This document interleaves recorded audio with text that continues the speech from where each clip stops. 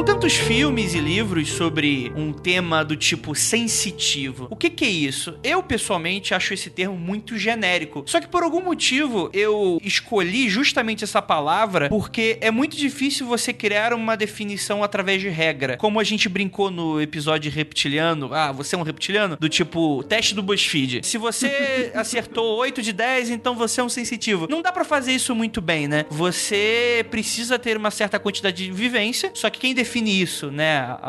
A faculdade dos sensitivos, né? Ou algum órgão do governo define se você é um sensitivo ou não. E toda vez que eu ia iniciar uma entrevista com alguém, eu perguntava: você se considera um sensitivo? E eu achava muito engraçado. Engraçado no sentido de interessante, como as pessoas, elas muitas vezes davam respostas diferentes, por mais que elas se identificassem, a ponto de quando eu fiz o chamado, elas levantarem a mãozinha e a gente começar a conversar. Elas trocavam de opinião também, né? Nas entrevistas, deu pra perceber isso. Sim, é normal, porque isso, Lucas Balaminuti, se você perceber bem, e isso é algo que eu vou bater bastante nessa tecla durante esse episódio, muitas vezes as pessoas, elas nunca discutiram isso com alguém. Às vezes elas do tipo, pô, aconteceu uma história comigo, mas elas talvez nunca pararam pra pensar do tipo, beleza, eu vou sentar aqui, eu vou pensar sobre tudo isso e tentar dar uma definição. Eu acho que assim, eu não tô fazendo ali nenhum papel de terapeuta nem nada da pessoa, mas eu acredito que a gente sentar ali 1 ou 2 horinhas, muitas vezes, fez com que a pessoa rapidamente começasse a pensar e raciocinar sobre aquele tipo de experiência. Então eu acho que muitas vezes você mudar de ideia sobre a sua visão de mundo é mais do que natural, por exemplo, como a gente fala em voz alta. Isso é algo, por exemplo, quando eu tô gravando Magicando com a Ju, né, Juliana? Em que daquela coisa de você, da magia, né? De você falar em voz alta pra ver se aquilo tá bom. Muitas vezes isso acaba, enfim, influenciando muito o seu psicológico e te colocando no mundo de alguma forma. O que você acha, Ju? Eu super concordo. Eu acho que, inclusive, comentando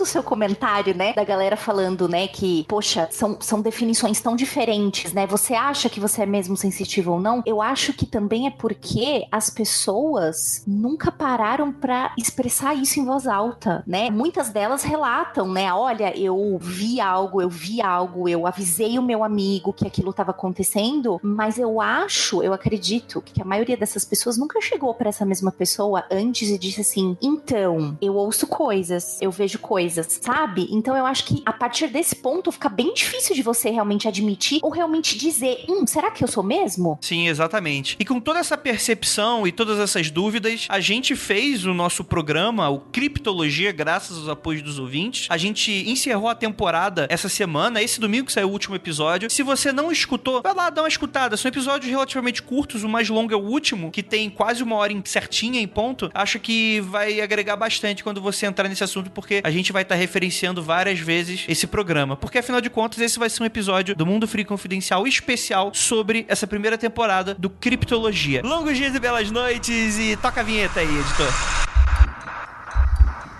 Não há nada de errado com seu áudio. Adentramos agora através dos seus sentidos. Estamos preparando você para o que vai acontecer nos próximos minutos. Além do que conhece por tempo e espaço, o contato com algo além. Não conte para ninguém e nunca olhe para trás, pois este é Mundo Freak Confidencial.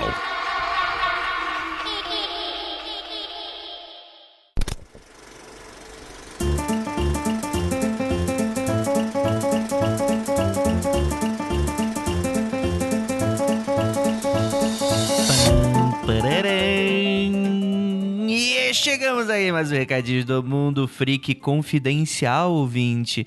E agora, um recadinho muito do especial para você, porque primeiramente agradecemos a todos vocês que fazem esse programa sensacional.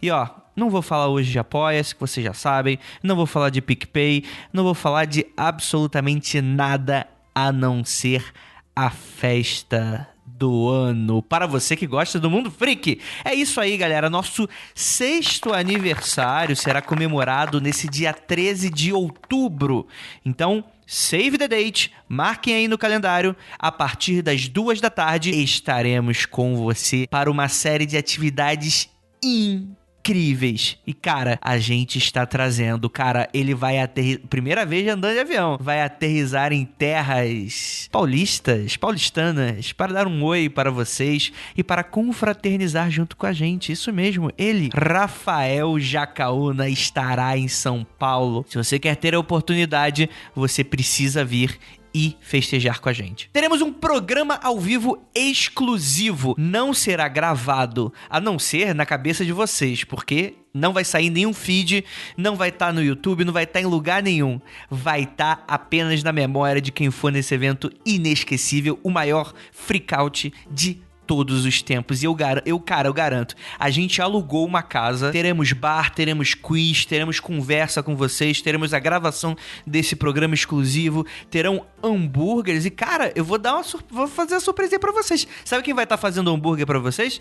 Exatamente. Ele, aquele que renega seu próprio nome, Léo, que, cara, pra quem não conhece o Léo, ele gosta muito de hambúrgueres a ponto de querer fazer pros outros, olha aí. Mas não se engane, ouvinte. Há anos que eu conheço o Léo e ele tem o sonho de abrir a própria hamburgueria dele. Até o momento não foi possível, mas, cara, eu já fui em prova teste dos hambúrgueres do Léo e do irmão dele. Cara, ó, chuchu no mel. E eles vão estar lá fazendo hambúrguer pra galera. Me prometeram preço especial pra quem for no evento. Inclusive, pra você aí, vegano, vai ter uma opção pra você. Cara, sério, não existe motivo pra você não ir nessa festa. Vai ser inacreditável. Então, galera, a gente conta muito com a sua presença. Diferente de outros freakouts, a gente tá cobrando ingresso. Mas é porque, além de tudo que a gente vai utilizar lá, equipamento de som, além de ter o espaço da casa, o espaço vai ser só nosso, galera. É um espaço grande, espaçoso. Vai ter lugar pra sentar pra quem quiser ficar sentado, vai ter lugar pra ficar em pé com a gente pra quem quiser ficar em pé,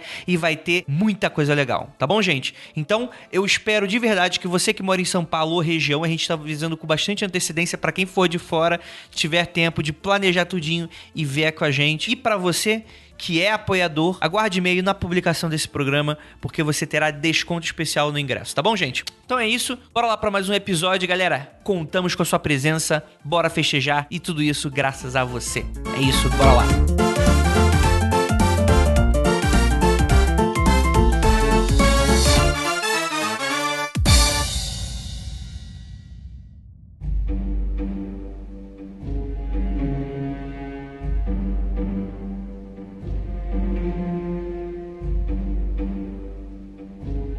Uma das grandes preocupações quando eu comecei a gravar o programa era primeiro tentar desconstruir um pouco o termo sensitivo, porque apesar, como eu falei, ele é bastante genérico e abrangente, ao mesmo tempo, ele, pra mim, não carrega uma carga dogmática. Com o que eu quero falar com isso? Se eu usasse o termo médium ou mediunidade, você já tá mesmo que indiretamente influenciando do tipo, eu vou falar sobre espiritismo, eu vou falar sobre kardecismo, eu vou falar sobre umbanda. E de longe era o mais distante que eu queria passar. Eu queria tirar um pouco essa carga de que uma pessoa que passa por esse tipo de fenômeno e tem essas manifestações, isso primeiro, acontece muito antes do fenômeno espírita acontecer lá pro século XVIII, XIX, e muito antes disso, e nenhuma religião é dona desse tipo de fenômeno. E muitas vezes, graças a toda essa educação cristã que a gente tem, a gente pode confundir com algo que é novo. Muitas vezes eu vejo um religioso, equivocadamente no meu ponto de vista, atribuir essas manifestações como uma comprovação da sua própria fé dogmática. E o que eu queria falar era basicamente, mano, você aqui, beleza, como experiência religiosa é extremamente válido, mas quando você vai debater uma religião contra outra, não faz muito sentido, porque muitas vezes a gente vê manifestações muito parecidas em que damos explicações completamente diferentes. E aí, quem tá certo, quem tá errado? O spoiler, eu acho que ninguém tá certo e ninguém tá errado, mas eu acredito que algo está acontecendo e precisa ser discutido. Mas o interessante foi que a primeira coisa, quando eu gravei primeiramente, eu não tinha muito ainda o formato do programa. Então eu cheguei, eu sabia que eu queria um formato meio storytelling, inclusive agradecer muitíssimo ao Ivan Mizanzuki pelo curso, né, de storytelling que eu fiz, e foi muito agregador, melhorou muito a coisa que eu já tinha, e eu já me meti a fazer entrevista com as pessoas, e quando eu já fazia entrevista, eu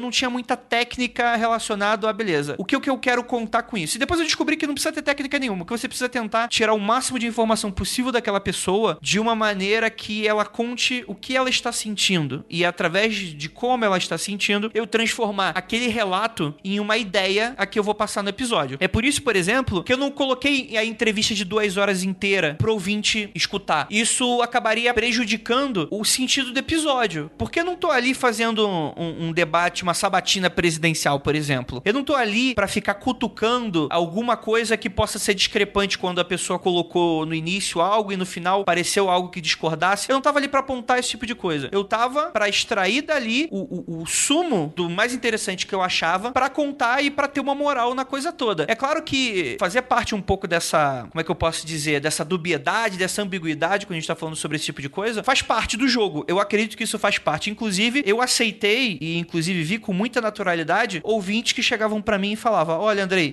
esse episódio eu não gostei porque eu não acreditei na pessoa. De certa forma, eu me senti um pouco culpado pensando no sentido de, será que fui eu que falhei na hora da edição? Ou será que simplesmente essa pessoa naturalmente nunca se conectaria com esse tipo de relato? Eu sempre fiquei muito em dúvida quando a pessoa chegava dessa forma. Foram poucos, mas foram relatos até frequentes de certa forma. Não, sei lá, eu não diria que foram nem 20% do feedback que eu recebi. Mas eles estavam lá. Eu não gostei do Criptologia no começo. Eu posso te falar o porquê, já que você tá falando de feedback, André? Claro. Os 2 primeiros episódios me assustaram um pouco, não no sentido de dar medinho, mas no nível de detalhe da vida pessoal que os entrevistados estavam dando. As pessoas estavam falando de tio, de primo, de parente, de pessoa que morreu, de pessoa...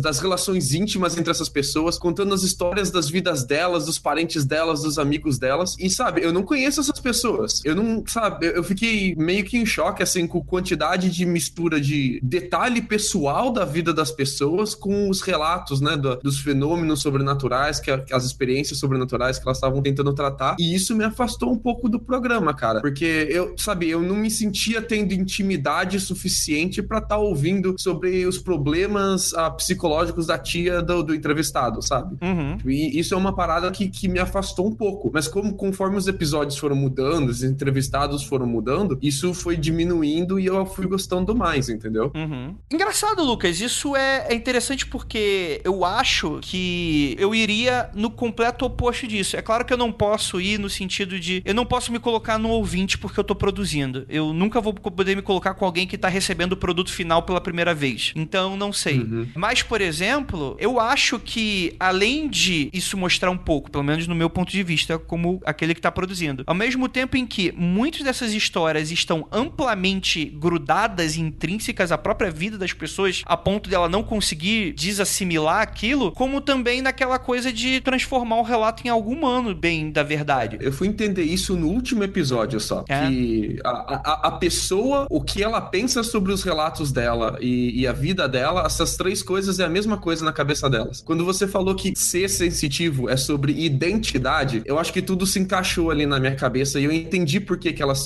deram tantos detalhes íntimos, falaram com tanto detalhe da vida delas, porque as experiências, esses detalhes e ser sensitivo é tudo a mesma coisa na cabeça delas. Eu entendi isso, mas talvez tivesse sido um pouquinho melhor se fosse tendo uma escalada disso, porque já começa com um tapa na cara, né? Sim, exato. Mas assim, eu não sei se vocês perceberam, né? Mas o meu objetivo era esse.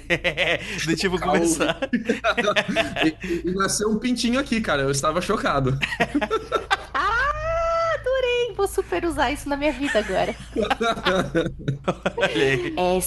Retomando um pouquinho o que o Lucas falou, né? Eu fiquei um pouco assustada no começo, porque alguns entrevistados, eles não disseram o nome, tal, né? Então, são as identidades preservadas, tal. Mas outros disseram, e aí eu fico pensando, nossa, é de uma coragem, eu interpretei assim, né? É de uma coragem você vir a público e contar histórias desse calibre, porque essas pessoas já sofrem, e eu vejo muito isso na fala do Marcelo, sabe? As pessoas já sofrem com elas mesmas, né? O Marcelo sempre diz assim, eu devo ser louco. E ele tem uns relatos, assim, que são de arrepiar a espinha, né? Então, a própria pessoa, né? A gente tá totalmente imerso num mundo que 100% do nosso tempo, dos nossos valores estão devotados ao material. E a gente separou muito bem as duas coisas. E tem gente que hoje não chega nem num outro ponto, nem em nem outro. Eu sempre acho que os dois extremos são muito complicados. Mas vir a público e falar com tantos detalhes algo que, pra grande maioria das pessoas, é mesmo um atestado de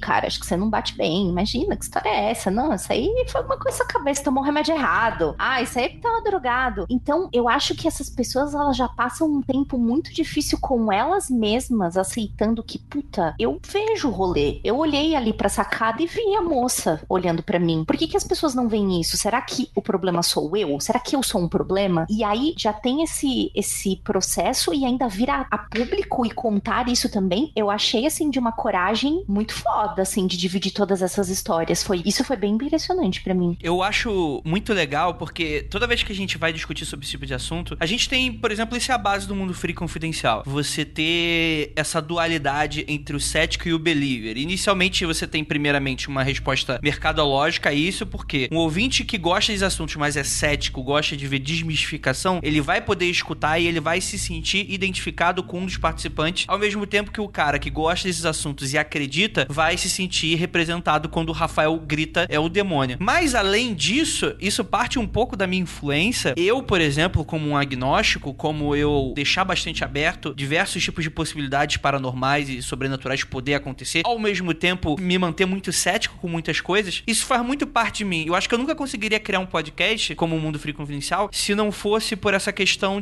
dessa dubiedade. Eu não conseguiria fazer um podcast só cético, um podcast só believer, porque eu naturalmente sou muito cínico com algumas coisas da mesma forma. E quando eu fiz o Criptologia, grande parte do meu medo foi exatamente as pessoas não comprarem a ideia, porque afinal de contas, você tá lidando com pessoas que você não conhece e é muito mais natural você encarar aqueles relatos que são muito alienígenas pra você, isso quando você não se identifica com o relato, isso quando você é cético, é descrente ou simplesmente não é com você que acredita. Então, poxa, o relato do Marcelo, quando ele diz que foi pra aquela área, abre aspas, inferno, abre aspas, umbral, aquilo ali é quase uma ficção científica, é o que está sendo escrito hoje nos livros de Umbanda, que tu chega e às vezes o cara vai chegar e falar, não, para com isso, tipo, porra, isso não existe, né? E é muito difícil você se colocar. E aí, eu já levanto uma possibilidade para as pessoas que são um pouco mais descrentes, na maneira que, e isso é algo que eu falo bastante, muitas vezes não é o que se diz, mas é como se diz. Não tem nenhum problema você não acreditar na história, você achar que a pessoa exagerou, que ela colocou, né, deu aquela subida de tom pra te convencer de algo ou pra se fazer de especial, por exemplo, não sei se fosse o caso. Eu sei que os entrevistados não foram assim, mas muitas vezes a pessoa que tá escutando pode achar que a pessoa tá querendo aparecer. Mas eu sempre pergunto, se o Lucas, por exemplo, chega pra mim e fala, pô, Andrei, aconteceu uma parada muito bárbara aqui na faculdade, aconteceu isso. Se eu chegasse pra você, Lucas, e falasse, cara, por exemplo, aquele lance lá do paintball, que te atiraram com uma arma de paintball. Só pra explicar pro ouvinte, teve uma época aqui,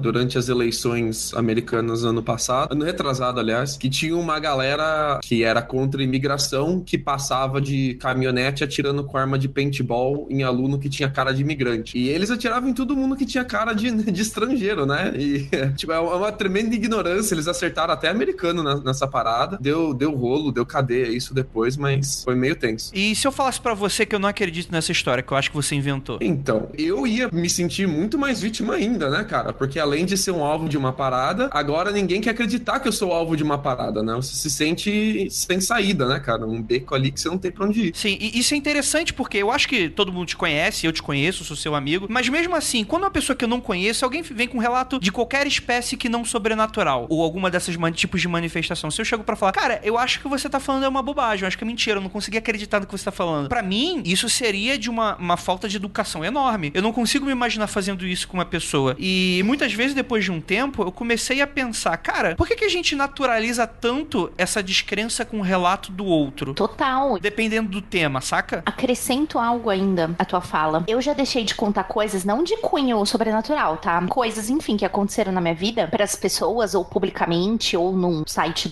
ou Twitter, alguma coisa assim, porque eu tinha certeza que alguém ia vir e falar assim, nossa, que fanfic. Porque agora é a palavra, né? Tudo que você conta, se tiver um dedinho de sensibilidade no teu relato, nossa, que fanfic, hein?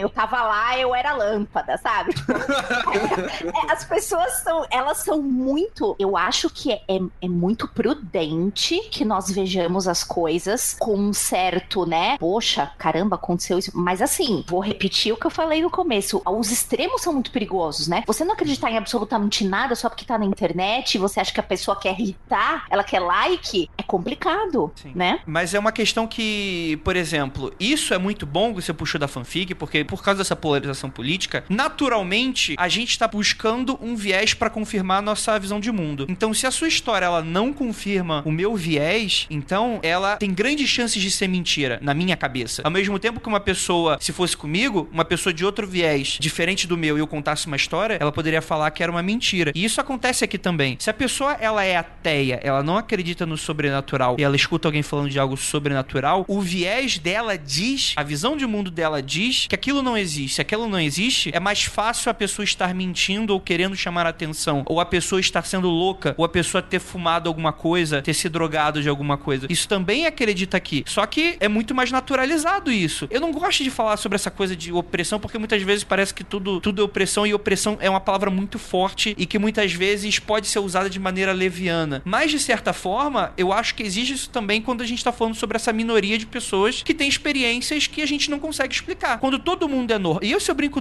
acho que no primeiro ou no segundo episódio, quando todo mundo é normal, só que essa normalidade não consegue experienciar metade do que essa minoria, entre muitas aspas, anormal, não consegue. Então, o anormal é a gente ou nós somos os normais? Então, eu faço um pouco dessa brincadeira de dualidade. E aí, sobre essa discussão do cético e do believer, já linkando, o Lucas falou isso no Twitter essa semana, sobre essa questão sobre o cético. Você lembra, Lucas? Eu acho que ela cabe muito bem aqui. É que assim, em contrapartida um pouquinho disso, de você aceitar tudo que a galera tá falando, tem muita gente que abusa. Normalmente essa galera que abusa, ela fica depois fichada, né? As pessoas vão devagarzinho descobrindo que ela tá sempre aumentando o conto ou contando uma coisa que não aconteceu. Devagarzinho a máscara vai caindo. Mas tem muita gente que abusa, cara. Tem muita... Nem que seja uma parada pequena, assim, por exemplo. Eu tinha um amigo aqui que ele tava sempre falando que ele jogava bola aqui, que ele tava sempre falando que ele tava sempre fazendo gol, tava sempre ganhando o jogo. Aí tinha jogo que ele nem jogou, que ele tava falando pra mim que ele fez gol, entendeu? Sim. Mas todo mundo faz isso. É uma parada que você tem que entender. Todo mundo faz isso. Você não precisa brigar com a pessoa por causa disso. Mas eu acho que é um pouco saudável a gente colocar as pessoas em xeque como responsáveis pelo que elas falam. Especialmente quando elas estão contando histórias que envolvem outras pessoas, né? Muitos dos entrevistados falaram de família, deram nomes de amigos. Então acho legal a gente pelo menos ali ter uma certeza do quanto é verdade aquilo que ela tá falando, né? Claro. Principalmente se há alguma acusação de algo, né? É, exato. Sim. Então, aqui vai umas dicasinhas pra você não ser aquele cético bitolado que desacredita em tudo, mas também não ser aquele cara que sabe, todas as experiências de todo mundo que todo mundo já viveu são exatamente daquela jeito que é contado, sabe? Que também não precisa ser assim. O ceticismo, ele tem que ser saudável, cara. Ele não é a descrença em tudo. Porque se você descrê em tudo, na verdade você só tem uma crença pronta e preparada. Você já tem a resposta pra tudo, né? É só uma outra forma de você ter crença, descrer em tudo. O ceticismo, ele não vive no final, não vive na conclusão. Ele mora no começo, na maneira com que você trata a informação nova no começo. Então faz o seguinte, ouvinte. Parte da premissa fundamental que o possível, ele é diferente do provável. Um fato, ele pode ser muito possível e ele pode ser muito provável e vice-versa. Então a gente pode ter diferentes níveis de certeza sobre a veracidade do fato. Possível é sobre a capacidade de algo ser realizado. Provável é um julgamento de valor que a gente faz depois. E se a gente disser que algo é muito pouco provável, não quer dizer que aquilo é impossível, entendeu? Ó, vou te dar um exemplo, André. O Lucas, ele tem a capacidade de comer um balde de guacamole, porque ele adora guacamole, ele ama guacamole. Mas é muito improvável que eu faça isso, porque eu sei que se eu comer um balde de guacamole, eu não vou sair do banheiro amanhã. Então, eu recomendo você... Mas você não vai sair do banheiro e vai estar muito feliz, eu aposto. O Lucas de amanhã vai estar triste, mas o de hoje... O de hoje vai estar felizão. Você vai pro banheiro guacamole. Exato. Nossa, Andrei, velho. Andrei. Então, eu acho que é saudável você encarar os fatos como possível, mas não necessariamente provável no começo. Então, a pessoa tá te contando um relato, Andrei, aconteceu isso, aquilo. Possível, não necessariamente provável, tudo bem? Sim, claro. Agora é a parte mais importante. Você teve uma primeira impressão sobre aquele relato, agora você vai ter que fazer um exercício de autoanálise. Deixe todos os seus viés explícitos pra você. Eu gosto dessa pessoa? Eu gostei desse relato? Eu tava com a cara amarrada quando tirei essa conclusão? O que eu sei dessa pessoa? O que eu sei sobre pessoas parecidas com essa pessoa? O que eu sei sobre relatos parecidos com esses relatos? Tente se auto-entender primeiro. Entenda por que você teve aquela primeira impressão. Pense se você concluiria algo diferente se fosse uma pessoa diferente contando o mesmo relato. Se fosse um amigo meu, teria uma reação diferente? Se fosse minha família, se fosse homem, se fosse mulher. Agora que seu viés está explícito, visto, e é difícil fazer isso, busque por evidências que corroboram o fato. Antes de você desqualificar o fato direto, busca por evidência. Pergunta mais sobre o que aconteceu. Nossa, fala mais pra mim, o que aconteceu? Você já teve isso antes? Ah, mas você sabia de algo parecido antes? Não como se você estivesse tentando pegar a pessoa a gente chama isso aqui de gotcha. Não que você tentando pegar a pessoa no flagra, mas só querendo aprender mais, saber sobre a pessoa. Avalie o nível de credibilidade dessa fonte, mas sempre levando em consideração aquele seu viés. Agora que você fez isso, separadamente você tenta distinguir o quão possível é isso, o quão provável é isso, e agora você relaciona as duas coisas, tudo bem? É um transtorno fazer isso porque é demorado. E acrescente mais um transtorninho para deixar a coisa mais complicada. Faça tudo isso com respeito. Exato. Eu acho que, né, porque mais didático que o Lucas eu não poderia ser. Ele mostrou todos os passos para você checar um fato e faça isso com respeito. Tipo, assim, eu entendo que às vezes a gente morre de vontade de debochar das coisas porque elas nos parecem muito impossíveis e muito improváveis. Mas assim, até que a pessoa... Porque geralmente, quando a pessoa tá falando um negócio, uma hora ela vai se enrolar. Ela mesma, as pessoas quando contam mentiras e aumentam muitos pontos e querem tomar vantagem, geralmente elas mesmas se enforcam, assim, durante o relatar da história. Então você não precisa ser debochado logo no começo. Faça todo esse processo com respeito, e porque no final, se isso não bater mesmo, e se você chegar à conclusão de que a própria pessoa vai te dar muitas armas pra isso, sabe? Né? O Andrei é campeão de fazer isso, dar corda pra pessoa se enforcar. Né? Mas é isso sabe o que é legal desse tipo de coisa? Por exemplo, mais da metade das pessoas que eu entrevistei no Criptologia, eu já conheço pessoalmente. Grande parte delas são meus amigos pessoais, assim. Isso é algo que eu inicialmente não queria fazer, só que por um acaso, no podcast, enquanto a gente vai lidando com os ouvintes, muitas dessas pessoas acabam entrando em contato comigo e aí a gente começa a ter uma certa relação. Então, é meio que, entre aspas, o diferente da história sou eu que acabo tendo contato com muitas pessoas porque a gente tem esse veículo de mídia aqui, né? Mas é muito interessante porque eu parto do viés em que todas as pessoas estão contando a verdade. Por dois motivos. Primeiro, indissociavelmente, nem se eu não fizesse isso, eu poderia, porque é impossível pra mim, porque eu conheço e são minhas amigas. Então, eu já não acho que naturalmente elas estão lá mentindo e fazendo eu perder o meu tempo. E em segundo, grande parte do que eu queria passar com Criptologia é que, no fundo, e é por isso que eu não tava lá pra ficar batendo na pessoa do tipo, tentando, como se fosse, sei lá, o ateu ateia tentando provar o ponto de que nada daquilo é verdade. Porque eu não tava ali pra falar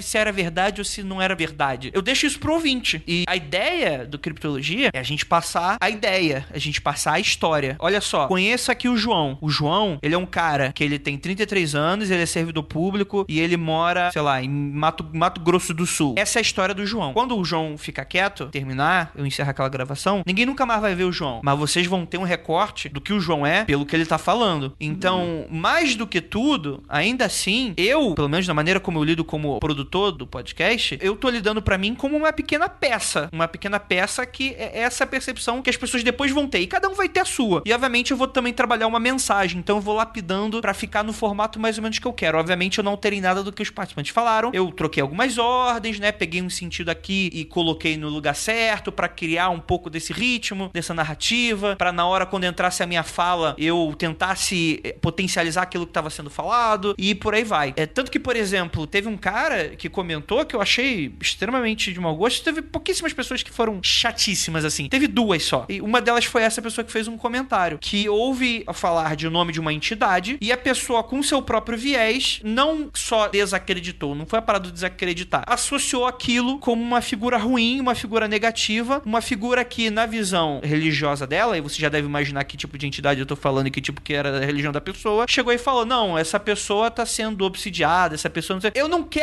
não tô ali pra confirmar o teu viés de confirmação. Pelo contrário, eu tô pra tentar te fazer pensar um pouco sobre aquilo, digerir e você tentar sair com alguma coisa. Isso pra mim é o que significa a gente ter contato com outras pessoas. Eu não tô ali pra chegar e, poxa, eu só vou ter contato com as pessoas que concordem comigo, né? Isso eu acho, eu me vejo muito com uma certa estranheza. As pessoas pararam de ter contato com a pessoa pessoa no sentido daquilo como uma experiência. No final de contas, isso é a experiência humana, né? A gente tá aqui, infelizmente, nesse planeta, tendo que conviver com outras pessoas que pensam diferente, né?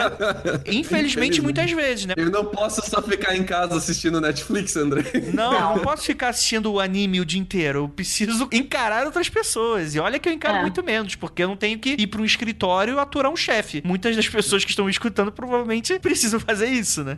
Mas, ó, André, aqui vai a dicasinha pra todo mundo, então. Eu não acredito em muita coisa que os entrevistados falaram. Eu não acredito, eu não acho que seja possível. Bom, mas eu faço o seguinte exercício na minha cabeça. Eu parto do princípio de que aquilo é possível. E, usando essa premissa de que é possível, como que isso afeta a minha conclusão? Como que eu encaro esse fato agora? E eu teço todo o exercício de fazer essa análise de, ok, se isso é possível, então pode ser que isso daqui aconteça, pode ser que isso daqui seja dessa forma ou de outra forma, olha que legal, tem isso aqui também. Você não precisa tirar sua conclusão baseado em premissas que você não sabe se são possíveis ou não. Isso é importante. Mas você pode fazer esse exercício na sua cabeça de você, em vez de ter só a sua verdade, trocar a chavinha dela e falar, ok, se eu não acredito nisso, vamos fazer de conta que eu acredito e ver até onde vai. E depois, se você quiser voltar atrás e falar, olha, eu vi até onde vai esse raciocínio, legal, se algum dia eu mudar de ideia, eu sei que já é isso daqui já tá guardado na minha cabeça, entendeu? Sim, e eu quero dizer uma coisa, eu gostei muito desse seu posicionamento, Andrei, perante os relatos, porque eu assisti aquele seriado novo, é uma série de documentários, né? O seriado que se chama Turismo Macabro. Sim. E no primeiro episódio, eu quase desisti da série, porque eu achei o apresentador extremamente debochado. Ele é babacão. E assim, ele tava sendo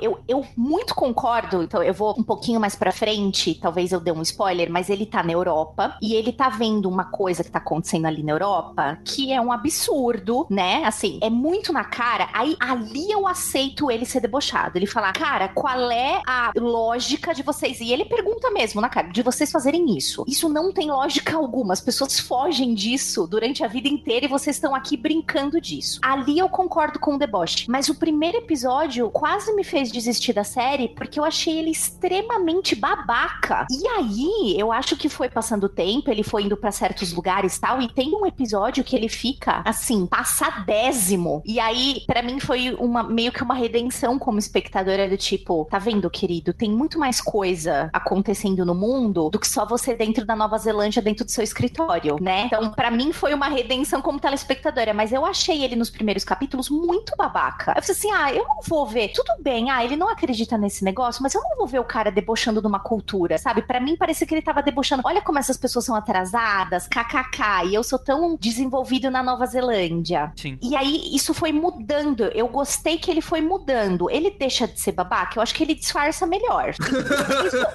Eu acho que isso deixa um pouco mais palatável, mas eu quase desisti por causa disso. Eu não quero saber a sua opinião. Eu quero que você me mostre o que tá acontecendo num lugar que talvez eu nunca chegue, por exemplo, como Mianmar. Eu quero saber o que acontece, mas eu não quero saber se você tá debochando que o cara usa saia, entendeu? Sim, exato, né, cara? E eu acho que grande parte da minha missão, minha missão divina no Criptologia, era tentar entregar o máximo dessas histórias sem alterar muito. É por isso, por exemplo, que eu falo 1% do episódio só, né? Eu não tô lá pra tecer a minha opinião sobre isso. Pelo contrário, as horas que eu tô fazendo uma inserção do meu áudio, eu tô muitas vezes fazendo uma pergunta. Se você perceber e escutar de novo, eu tô sempre fazendo uma pergunta, oferecendo um questionamento, oferecendo um outro ponto de vista, ou muitas vezes eu tô tentando fazer essa desconstrução e desassimilar. Como, por exemplo, quando a gente volta com o Marcelo e ele fala sobre suas viagens, né? Vamos colocar, vou até evitar o termo viagem astral. Mas ele faz aquelas viagens entre muitas aspas espirituais. Eu chego pra você e falo, qualquer pessoa que vai escutar isso hoje no Brasil tem um viés espírita pra entender e interpretar isso. Então eu chego no meio do episódio, eu chego e falo, isso acontece na cultura XYZ, isso acontecia na antiguidade, isso não é novo. Não existia Allan Kardec na Grécia Antiga, não existia o Exu Caveira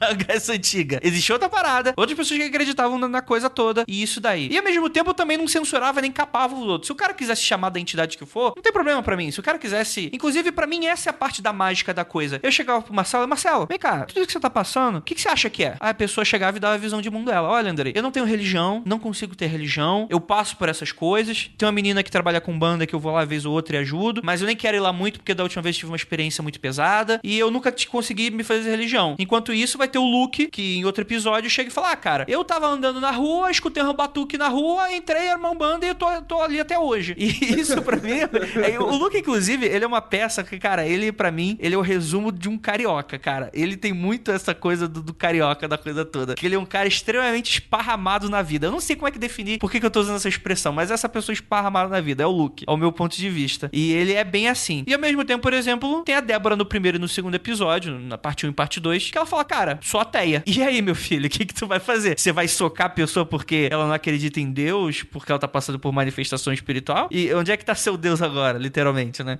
Eu acho que uma coisa que você fez muito bem, Andrei, é você calibrar não exatamente o nível do seu ceticismo, mas o que ser cético quando você tá fazendo uma pergunta. Eu vou explicar. Você pode ser cético com diferentes elementos de um relato. Você pode duvidar do que aconteceu e achar que a pessoa tá mentindo. Você pode duvidar do fato, mas achar que realmente a pessoa acredita que alguma coisa aconteceu. Você pode duvidar da maneira com que ela tá contando, mas achar que alguns elementos daquilo são verdade, por exemplo, exagerando. A parada que é que, na sua posição naquele momento, não cabe você questionar se a pessoa tá mentindo e não cabe questionar se o fato realmente aconteceu. O que cabe você questionar são os elementos que ela tá contando. Você dá a corda pra ela dizer, olha, era um vulto negro. Ah, mas esse vulto negro tinha forma. Ah, ele era desfigurado, mas às vezes ele aparecia com chifre. Você conversava com esse vulto negro, você perguntou pra ele do chifre. E com isso, sendo cético, com esses pequenos elementos, sem ser chato, você vai conseguindo que a pessoa desenvolva o pensamento dela junto com a entrevista, entendeu? É, mais do que isso, né? Você vai desabrochando exatamente o que estava passando com a pessoa na hora, né? Porque, por exemplo, pra ela, é muito comum ela falar, apareceu X. Tá, mas calma aí. Ela apareceu num vulto, ela apareceu numa nuvem, ela falou o quê? Ela era transparente? As pessoas à sua volta, o que acharam? O que você sentiu? Isso pra mim era o mais importante. O que você sentiu quando apareceu na sua frente? Porque pra mim é isso que vem a parte humana, pelo menos. Foi o que eu tentei trabalhar o máximo possível, né? Pra tentar aproximar a pessoa do ouvinte. Que eu acho que também não valeria se a pessoa fosse... Se eu mostrasse pra pessoa que a pessoa é muito alienígena. A pessoa tem que mostrar que ela é humana também, né? Um problema que eu vi com os relatos dos entrevistados é fazer uma mistureba de termos e de explicação sem ter muita certeza daquilo. Isso aconteceu principalmente com o Marcelo fazendo o relato dele. A pessoa vem carregada com... Ele diz que ele não acredita nas religiões e tal, mas ele vem carregado de termo e de explicação que vem dessas religiões, que vem do cristianismo, que vem do Umbanda, que vem do espiritismo. E na hora de explicar, quando ele acaba usando esses termos, por exemplo, Exu Caveira, ou ele fala do umbral, ou às vezes ele fala do inferno, às vezes ele fala de anjo, às vezes fala de santo. Quando você vem com esses termos prontos, a gente não consegue entender o que aconteceu com ele tão bem. Porque o que ele entende quando ele fala Exu Caveira, o que eu entendo quando ele fala Exu Caveira, pode ser que não bata com o que ele tá experienciando, com o que ele tá querendo relatar. Quando ele fala, por exemplo, em vibração, cara, uma pessoa que não é sensitiva, que não lê sobre ocultismo, que não lê sobre nenhum tipo de religião que lida com vibrações, que não tem informação sobre o que é vibração. O que tá vibrando? Sim. É seu ouvido que tá vibrando, você tá sentindo o ar vibrar, é a cadeira que tá mexendo, é um sentimento no seu coração, é uma coisa... Cara, o que é essa vibração? Ele fala de energia. Cada pessoa vai ter uma bagagem literária diferente, vai ter uma ideia do que é energia e vai remontar o relato dele de maneira diferente. E eu entendo que você não tem como descrever as suas experiências, a não ser que seja através das coisas que você já leu, através das coisas das religiões que você já passou, através desses termos que você conhece. Mas eu acho que rola um descuidado na hora de fazer esses relatos, que a pessoa vai jogando um monte desses termos e acaba ficando tipo um recorte e cole dadaísta na minha cabeça de tudo quanto é termo holístico possível, e eu não consigo entender o que ele tá sentindo, entendeu? Vira um Romero Brito. Exato, o Romero Brito holístico, cara. Eu não consigo entender, cara. Cara, mas isso é muito engraçado, porque assim, eu não vejo esse seu comentário como uma crítica, eu vejo como um sentimento seu enquanto você tava escutando. Porque sim. Eu olho pra isso que você tá me falando e eu enxergo de maneira diferente. Não desqualificando isso que você tá falando. Pelo contrário, eu tô reafirmando, eu realmente senti isso. E eu tive uma preocupação em tentar ver de que maneira eu posso passar isso pras pessoas, pra que as pessoas não sentissem um pouco dessa carga. Só que aí eu pergunto, Lucas, pra você, tem como uma pessoa que vive a vida toda banhada por esses termos, a sua vida toda, ela tem aquela explicação para dar? Porque eu entendo, Lucas, que assim, talvez eu até possa estar rebatendo um pouco a crítica, criticando você. A ideia não é essa. Mas, por exemplo, você é um acadêmico. Você tá acostumado que, por exemplo, se você usar um termo, sei lá, por exemplo, a Tupá mencionou que foi chamada a atenção dela quando ela usou o termo folclore na conclusão de curso dela. Porque a palavra folclore, ela tá carregada de conceito ali e você precisa esvaziar um pouco disso quando você tá lidando academicamente. Então, quando você fala vibração, exatamente isso. isso. O que é vibração? Vibração eu sei de moléculas que vibram, e aí você tem calor, você tem energia, você tem um monte de coisa sendo liberada, enfim, você tem um monte de coisa que você pode falar. Quanto menos vibra, mais frio é, quanto mais vibra, calor é. Eu super entendo isso que você tá falando, mas você entende que talvez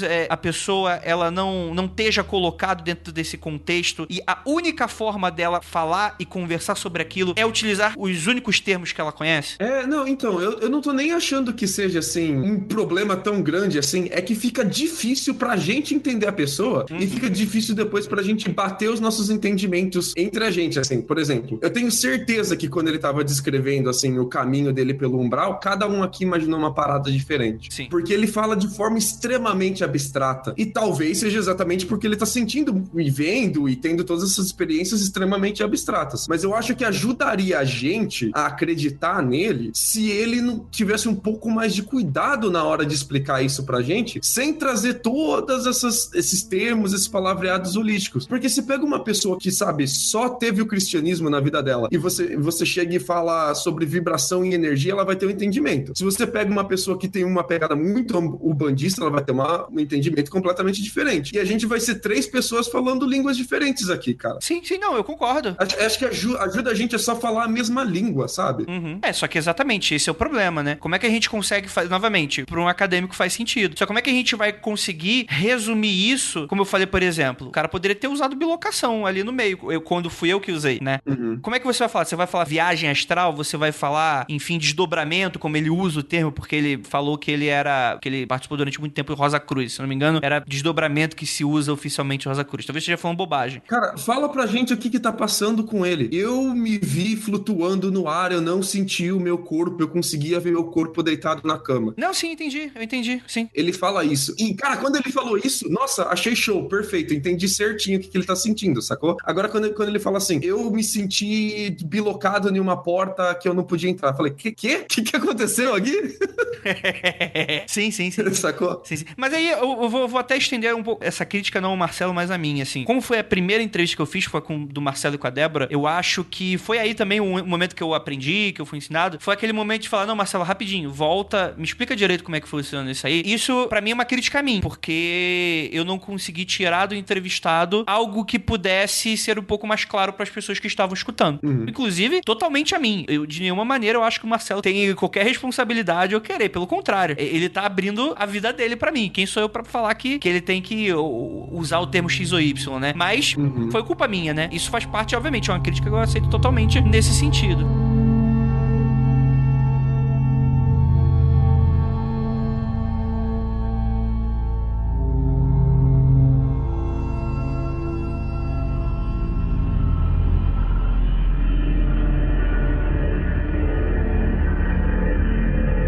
Mas vamos dar uma voltada aqui. O Fernando, ele tem um relato muito interessante que acaba fugindo bastante do assunto e acaba caindo no reino da magia, né? Porque, se você vai lembrar, Juliana, e eu lembrei muito de você quando eu tava editando esse momento, em que ele tinha pouca idade ainda, uns 14, 15 anos, ele contou esses sonhos que ele tava tendo pra uma amiga. A amiga já era meio que bruxona, entre aspas, né? Meio que viu aquele filme lá das bruxas como é que é o nome? Jovens bruxas. Aí falou, coloca isso aqui debaixo do seu travesseiro. Aí deu umas runas pra ele, alguma coisa assim. Coincidentemente, naquela noite, ele tem aqueles sonhos que diversos animais atacam ele e que nunca mais se repetiu. Era um padrão de sonho diferente. Pelo menos foi isso que eu interpretei. Como é que você enxergou da sua forma, Ju? Então, essa foi uma parte que eu fiquei um pouco cética. Mas não cética do relato dele, mas cética de que as runas teriam feito isso. Eu não sei, né, como ele disse runas, eu estou achando que são as runas standard, usando uma palavra péssima, mas só pra vocês entenderem, as runas mainstream, aquele joguinho que as pessoas mais usam hoje, que é o mais aceito, então a gente tá pensando no Futark e tal. Se for essa, porque tem uma série de outros conjuntos de runas, tá, outras interpretações, mas assim, mesmo em outras, eu fiquei um pouco, eu falei, nossa gente, mas runa fazendo isso? Dele vindo, sendo atacado por 7 animais diferentes, eram 7 7 runas, né? Eu entendi bem, né? Que ela deu 7 runas pra ele botar embaixo do travesseiro. Eu não lembro se foram 7 runas. Acho que foi, sei lá, um saco de runas. Não lembro exatamente. Eu também não me lembro bem. Talvez você tivesse associado porque o número de animais, né? Talvez. Pode ser. Primeiro que 7 é um número que representa algo, assim, super cabalisticamente falando, e já usando o termo cabalisticamente, dentro de uma visão mais ocidental, mais cristianizada. O número 7, quando a gente tá falando de runa, não tem o mesmo significado. Então eu fiquei meio remoendo. Falei, caramba, mas o que será que essa menina... Então, assim, a gente não sabe, né? A gente não sabe com o que ela tava lidando. Às vezes ela tava com outra coisa na mão que ela achava que era runa, não era runa. Enfim, mas fica a dica, gente. Não bota coisa embaixo do travesseiro, não. Não bota não, porque bota assim, essências gostosas pra você dormir sentindo um cheirinho gostoso. Bota o perfume do seu cremoso, da sua cremosa, pra você ficar lembrando dele ou dela, enfim. Mas que foi uma coisa que uma vez me ensinaram, e aí uma pessoa falou pra mim, mas você não faça isso. Que era pra você, só que na época foi com cartas de tarô. Pra você interiorizar melhor, você pega você dorme com uma por dia embaixo do travesseiro. E aí a pessoa acorda, tem pensamento suicida e não sabe por quê, né? Então, assim, mas eu juro pra você que eu dei um pause nessa hora, eu falei, caraca, eu fiquei tentando retomar na minha cabeça, o que será que pode ter acontecido tal? Pra mim, não fez sentido, mas eu estou dizendo, pra Juliana, eu não sei o que eram aquelas pedras que ela deu pra ele, eu não sei se eram runas mesmo, né? Então eu não posso julgar, mas pra mim, na minha visão de mundo hoje, eu falei, caraca, mas não tinha que ter acontecido isso. Mas, enfim, tentei ligar com caminho iniciático, será que os bichos estavam vindo? Não, mas nada batia. Eu não consegui chegar a uma conclusão. Voltando a esse lance da magia e tal, já o Luke, ele tem todo aquele jeito espalhafatoso de falar, ele fala quando ele era adolescente, e um amigo dele que gostava de ser trevoso, fez uma invocação goética. Ai, gente, mas você sabe que eu achei essa história triste, na real, né? Por causa do motivo. Sim, claro, é horrível. É que o jeito que ele conta é um jeito muito... Eu gosto muito desse jeito carioca do Luke. Ele fala de uma maneira que me conquista muito. E aí você tem essa coisa, né? Que o amigo dele tinha o pai que usava droga e por isso tinha vários problemas. Ele chama um demônio pra falar pro pai parar de usar droga. Tipo, eu vou fazer um sacrifício pra você, pro meu pai parar de usar droga. 3 meses depois, o pai dele começa a ter uma série de ziquezeiras que toda vez que ele usa droga, ele vê uma série de imagens monstruosas perseguindo ele. Isso pra mim é epítome do que é magia, assim. Tipo, é muita coincidência, né? Tipo, quando a gente coloca dessa forma, né? Obviamente, a gente nunca vai saber se isso é verdade no ponto de vista do relato de um amigo do cara que tá falando, e também se isso já não era, por exemplo, um efeito já do psicoativo da droga depois de um certo tempo de uso, assim. Eu, particularmente, não sei. Mas, de qualquer forma, é aquele tipo de relato que ele é gostoso de ouvir porque ele tem uma conclusão que ela é muito quase cinematográfica. Do tipo... é um efeito que ele é muito claro. Então, eu chamei um demônio pro meu pai parar de usar droga, e toda vez que ele usa droga agora, ele vê um demônio perseguindo ele. Então, ele parou de usar droga porque ele ficou com medo. Caraca, isso é muito incrível pra mim. Posso ser cético? Claro, você tá aqui pra isso. O que me fode com esse tipo de relato, Andrei, é que a gente conta o que a gente acha que funciona e a gente não conta quando a gente acha que não funciona, quando não deu nada. Perfeitamente, sim, concordo. Então tem diversas pessoas que eu conheci que mexiam com o Goethe que pararam porque, cara, cansei de achar que eu invoquei demônio e nada acontecia, sacou? Sim, claro. O papo não vira entrevista, não vai pra frente, não vai passar nas rodas de conversa. Tem muita coisa que a gente, olha, senti que essa pessoa vai se machucar hoje. Liguei pra ela, puta, ela se machucou justo hoje. Cara, e quantas vezes eu já não senti que alguma coisa ia dar errado e nada deu errado, sabe? Sim, claro. E nunca deu ruim. É que a gente foca no que deu certo e a gente acha que por causa disso, por alguma ação nossa, a gente atribui causalidade quando talvez não tenha. Então, quantas pessoas já tiveram um bad vibe depois de usar droga há bastante tempo? Isso não é associado a sobrenatural, né? Não tem filho fazendo o demônio da Goethe, sabe? Sim, claro, obviamente, né? Mas acho que isso faz grande parte da narrativa da coisa, né, cara? Pelo menos é que o assunto do criptologia nessa temporada não foi magia. Então eu puxei aqui só pela curiosidade da coisa, assim. Mas muito parte de magia é a narrativa, né? Aí vai muito daquela coisa, o cara vai brigar pelo lado místico, pelo lado psicológico. No Magicando a gente é bem babaca com relação a isso, né? A gente fala, cara, se tu não quiser acreditar, acha aí que é truque psicológico, é cheio de gente de PNL aí que acredita em várias paradas aí, magia é a mesma merda. PNL mandou um beijo. Pois é, cara. Âncora psíquica, sei lá. Essas porra. Eu sou chato quanto a isso, por causa que a galera tem o cuidado de usar termos genéricos e de não contar detalhe pra que essa narrativa funcione. Claro. Então você, por exemplo, aí eu mexi com isso e depois, tempos depois, quanto tempo? Quanto tempo demora pra fazer efeito o sacrifício que você fez? Se eu fizer um sacrifício, ele vai demorar mais tempo, menos tempo?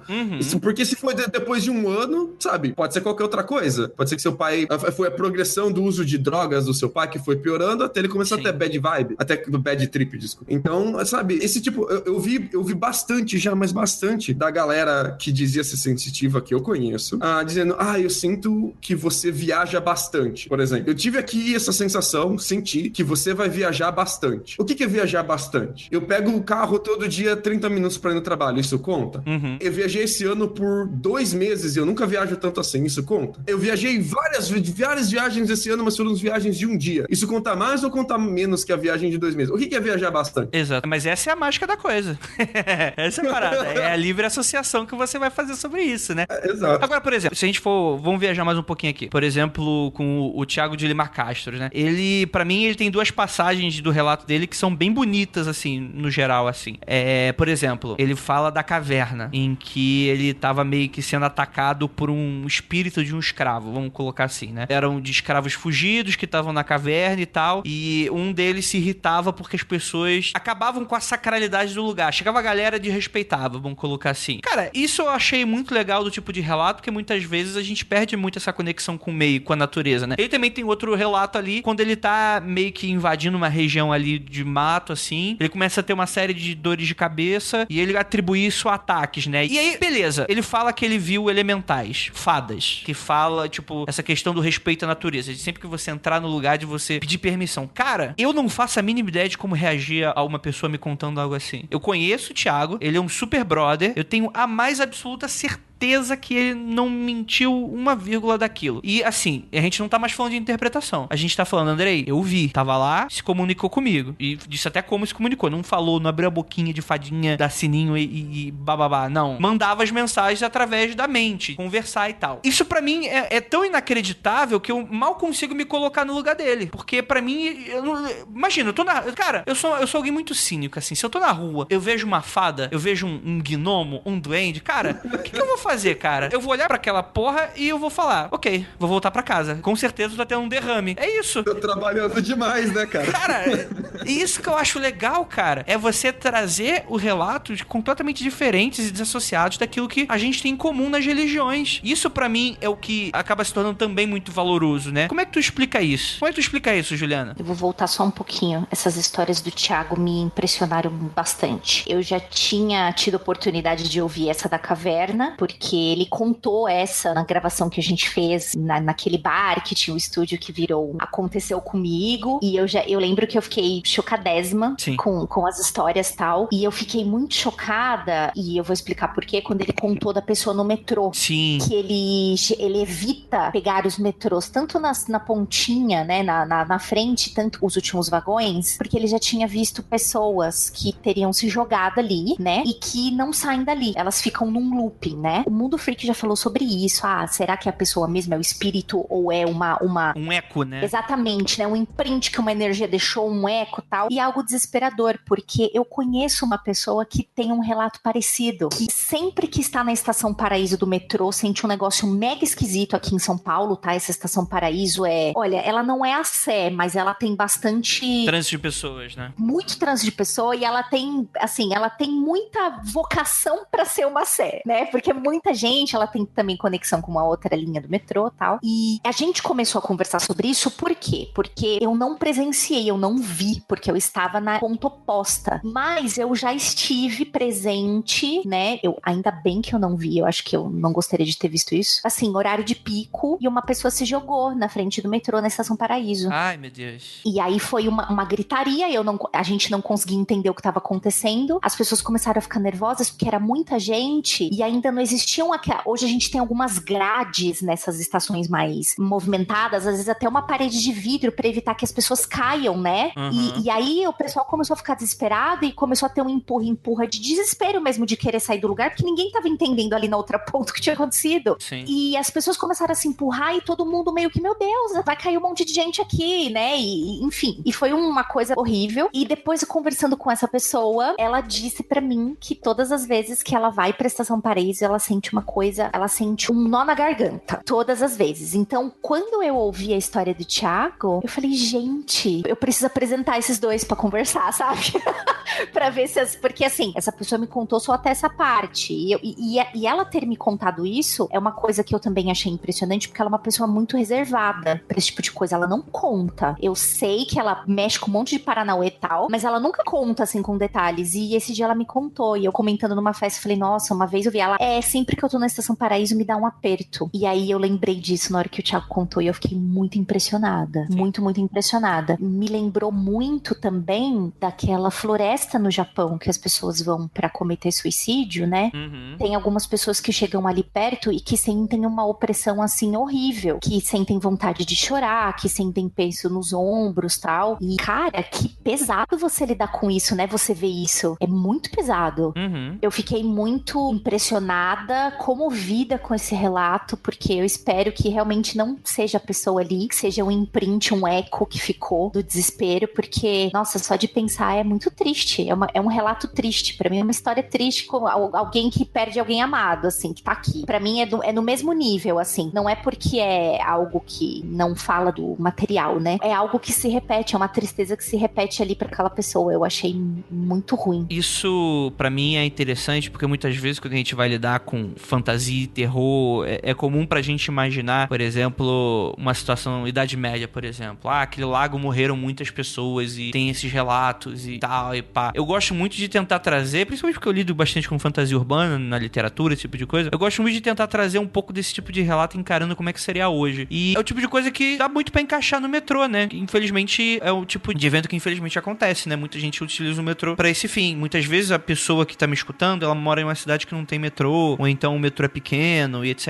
A gente mora aqui em São Paulo, então o metrô é muito comum pra gente, né? Normalmente, em cidade pequena, esse tipo de relato fica pra casarões abandonados, casas antigas, igrejas que não funcionam mais. Sim. Pontes. Brasília tem histórias horríveis. Tem um shopping ali que é comum. A pessoa vai lá pro quinto, sexto andar e se joga. Isso é horrível, horrível, horrível. Mas um dia minha ficha caiu porque no Rio de Janeiro eu não usava metrô, morava em Jacarepaguá, não tinha metrô até o momento, até hoje não tem, né? Nem sei se abriu o da Barra que estavam prometendo, mas então não tinha muito costume de usar metrô. Aí vez ou outra, quando eu vinha bastante pra São Paulo, não morava aqui ainda, mas eu já namorava a Ira, eu tava na casa de uma amiga e a gente tinha que pegar bastante o metrô, né? Porque eu tava indo pra Campus Party e tal. E vez ou outra me incomodava muito que o metrô toda hora parava. E tinha uma mensagem que passava, objeto na pista, objeto na pista, objeto na pista. Que era comum. Acho que, inclusive, eu nunca mais escutei. Eu acho que eles pararam de falar, inclusive. Que eu pergunto, caraca, o pessoal é muito desastrado, né? O pessoal deixa cair celular, essas coisas. Eu nunca deixaria cair essas coisas e tal. Foi quando ela me explicou que não. Provavelmente foi alguém que efetivamente se matou, né? E não vão falar no rádio, alguém se jogou na frente do trem, então por isso estamos atrás.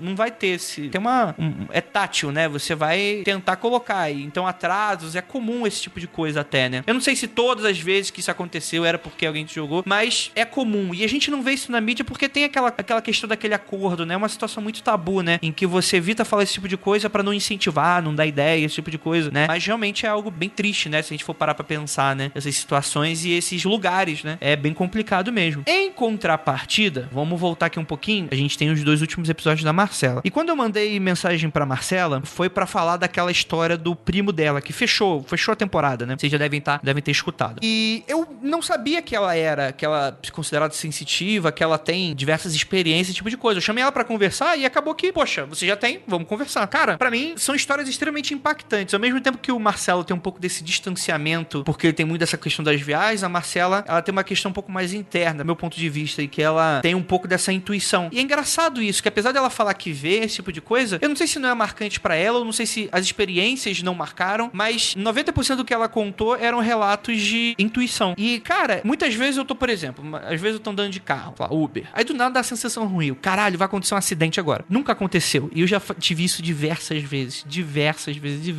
Eu falo, cara, sei lá, em algum momento na minha cabeça bate uma ansiedade de alguma outra coisa, coisa. Cara, Ju, o que você achou dos relatos da Marcela? Caramba, como é que eu posso começar, né? A Marcela, pra mim, né, de todos os entrevistados, é aquela que mais vive com... Eu sempre lembro daquela cena dos Simpsons, que ele tá... Ele fala assim, agora eu tô em Londres, agora eu tô não sei o que lá, que ele fica pulando, né, de um ladinho pro outro. Eu imaginei, pra mim a Marcela, ela tem, no dia a dia dela mesmo, um pé no mundo aqui que a gente vive, paga as boletas e toma uma cerveja, mas de repente ela tá lá passando um pano na casa e ouve assim...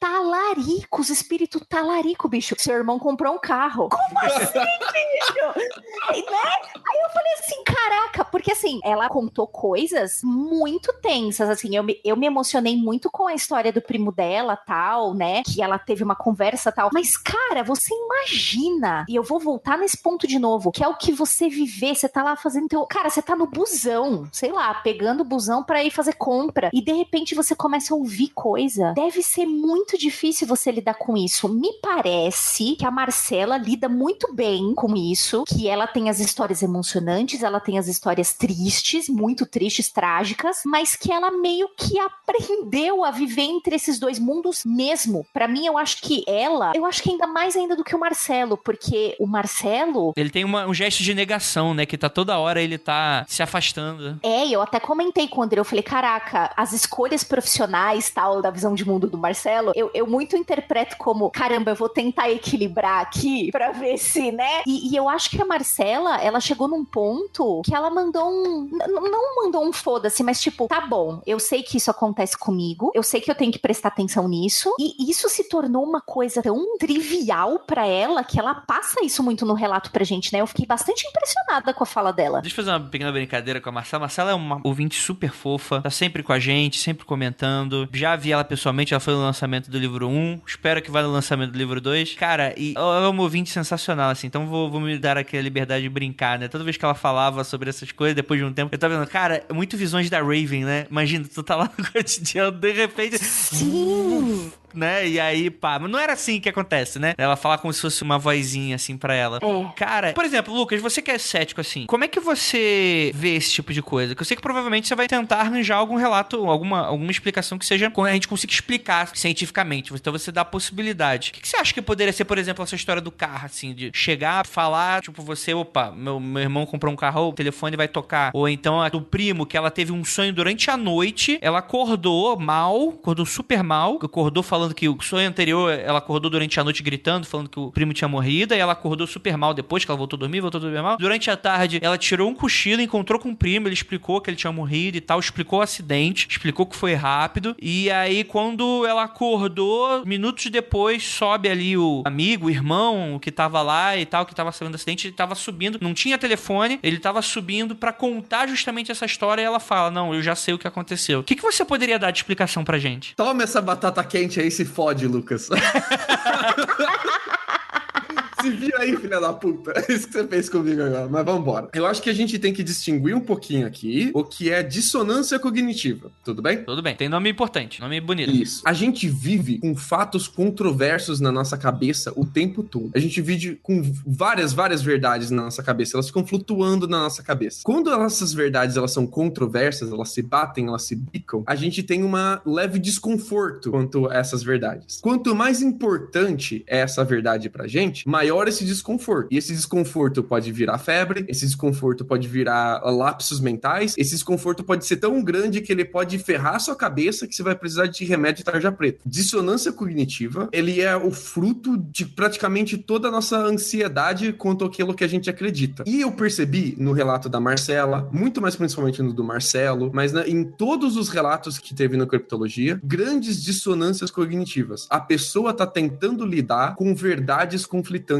na cabeça dela. Quando eu falo desconforto, gente, é só porque não tem palavra pra dizer mesmo, mas pode se manifestar de forma de medo, forma de ansiedade, você pode ficar febril, você pode ficar doente, você pode ficar enfermo. Quanto mais você se relaciona com os elementos que estão causando essa dissonância, mais vai ser esse desconforto, mais vai ser problemático isso pra você. E quanto mais fundamental isso pra você, pior. Quando a gente tem dissonâncias cognitivas, o que a gente faz, André? A gente escolhe ou acreditar em uma, ou acreditar na outra verdade, ou a gente vai criar uma terceira verdade na nossa cabeça que vai unir essas duas coisas, vai unir todas as tribos. Tudo bem até aí? Então, beleza. Por exemplo, o Marcelo, quando ele conta que ele tá sendo atacado, que ele tá vendo alguém ser atacado, por exemplo, ele conta isso como se estivesse acreditando naquilo. Então, as verdades conflitantes na cabeça dele são: eu acredito nisso, isso é paranormal, então não pode ser verdade. Então, ele vai criar uma narrativa em torno disso que vai fazer parte da identidade dele, essa narrativa. Então, ele vai criar a narrativa: eu sou a pessoa que pode ver o que não é possível. Eu sou uma pessoa sensitiva. A gente tem esse tipo de dissonância cognitiva toda hora. Todo mundo tem aqui, Andrei. Todo mundo tem. Eu tenho, você tem. Eu quero comer, eu tô com fome, mas eu quero perder peso. São duas verdades conflitantes na minha cabeça. Eu vou criar uma narrativa que ou pende pra uma, ou pende pra outra, ou amarra as duas na minha cabeça. A gente tem dissonâncias que elas falam da nossa identidade, que elas são fundamentais às nossas existências. Por exemplo, todo ser humano, todos os ouvintes aqui, em algum momento teve a realização de que a gente não é importante. Independente se você é patrão, funcionário, tem cargo alto ou cargo baixo, é profissional começando agora, outra capacitado. Você, em algum momento, percebeu que você não vai fazer papel na história da humanidade. Você vai ser importante para as pessoas ali imediatamente à sua volta, para as pessoas que te amam, talvez para sua família, para os seus amigos. Se você tem uma pessoa que é mais especial na sua vida, talvez para essa pessoa. Mas no grande esquema da humanidade, para a história, você não vai entrar, cara. E se você pensa no tamanho do universo, putz, você se sente mais insignificante possível. Então tem duas verdades conflitantes na cabeça de quase todo ser humano, que é: eu sou insignificante e eu quero ser importante. Eu quero ter um motivo para viver a minha vida. Eu quero explicar as coisas à minha volta. Eu quero ter um status perante a mim mesmo. Eu quero me sentir como se eu tivesse influência na vida das outras pessoas. Mas a gente sabe que a gente é insignificante perante o universo. Como é que a gente lida com isso? A gente vai criar uma identidade própria. Algumas pessoas focam na carreira. Eu vou me tornar uma pessoa que é fodão, que fala muito bem disso, que é especializado nisso, que é profissional nisso, e as pessoas no meu meio vão me respeitar e vão me amar por causa das minhas capacidades profissionais. Outras pessoas focam na família. Eu vou ser importante pra minha família porque a minha família é o que vale, foda-se a humanidade. Algumas pessoas criam identidades sobre serem sensitivas. O Marcelo é uma delas. Então, quando o Marcelo, ele vai dar pra gente a explicação de que eu tava andando no metrô, eu não sabia se eu virava pra esquerda ou se eu virava pra direita. Então, eu tive um estalo na minha cabeça dizendo pra mim virar pra direita de última hora. Isso foi uma premonição. Não é premonição que ele chama, né? É uma... O que ele chama mesmo? Não lembro.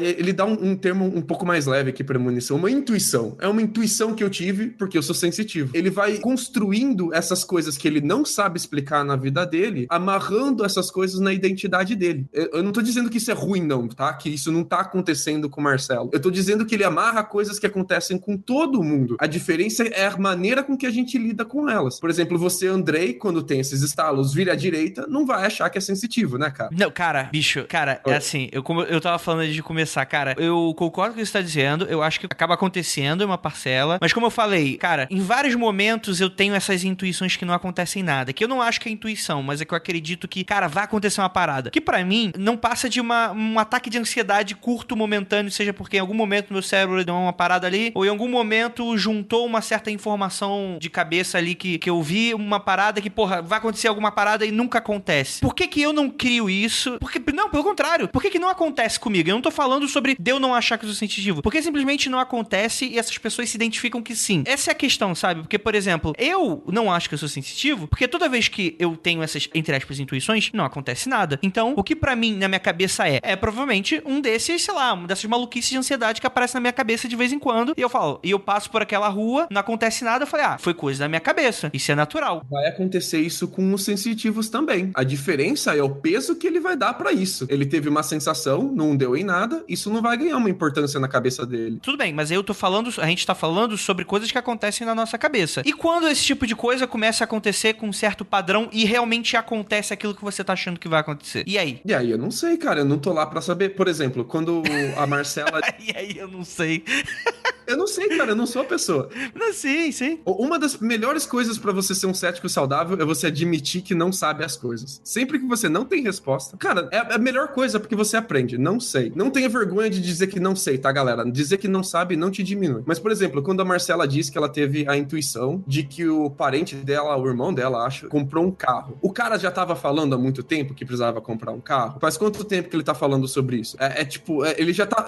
Ele gosta de carro? Ele conversa sobre carro? Eu tinha um amigo que ele se dizia sensitivo, principalmente com essa parada de viagem. Ele falou pra mim assim uma vez: ô Lucas, você vai viajar pro Brasil esse ano. Falei, cara, eu tô há 3 meses falando pra você que eu tô com saudade do Brasil. É lógico que eu vou comprar uma passagem pra ir no Brasil esse ano. Sim, eu super entendo o que você tá falando. Sacou? Sim. E às vezes essas intuições, ela é o nosso inconsciente juntando peças que estão embaralhadas, espalhadas, sem importância na nossa cabeça, e dá esse estalo de que essas peças se juntou e você tá se sentindo como se tivesse tendo uma intuição. Eu tenho intuição com o paper acadêmico que eu tô lendo o tempo inteiro. Eu tô lendo uma parada e de repente dá um estalo que eu junto vários papers desconexos sobre assuntos diferentes e falo, putz, isso tudo tem a ver. Mas eu dou uma importância diferente a isso. Eu lido com isso, eu travo essa dissonância cognitiva de uma outra maneira, que não tem a ver com a construção da minha identidade. Eu entendo. Eu entendi muito bem isso que você tá falando, só que eu não estou falando disso. Eu estou falando, por exemplo, o Diego. Eu chego e pergunto pra ele, levando em conta, obviamente, que não existe ninguém mentindo. Eu não quero que o ouvinte acredite em mim porque eu sou amigo dele. Eu